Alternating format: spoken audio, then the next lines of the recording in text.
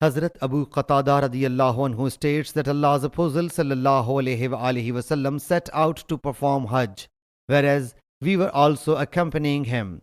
He sallallahu alayhi wasallam dispatched some of the companions, including Hazrat Abu Qatada radiyallahu anhu, to one side, saying, "You should go along the seashore and then meet me later."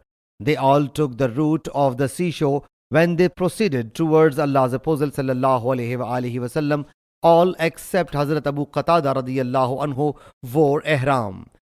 He did not wear ihram. While traveling, they saw onagers. Hazrat Abu Qatada radiyallahu anhu attacked them and cut the hamstrings of a she-ass. Then all of them dismounted and consumed its meat.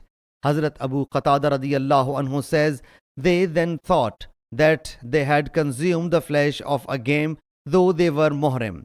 Hazrat Abu Qatada radiyallahu anhu says, they kept the remaining flesh of that she-ass with them, and when they entered the court of Allah's Apostle sallallahu alayhi wasallam, they submitted. O Allah's Apostle sallallahu alayhi wasallam, we wore the ihram, whereas Abu Qatada did not wear ihram. We witnessed onagers. Abu Qatada pounced on them and cut the hamstrings of a she-ass. We then dismounted and consumed its flesh. Then we thought that we were muhrim and we had eaten the flesh of a game. We then kept the rest of its meat. He sallallahu alayhi wasallam said, did any of you command him to pray or beckon to him?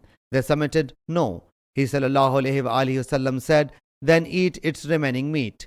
Sahih Muslim Hadith number 2847.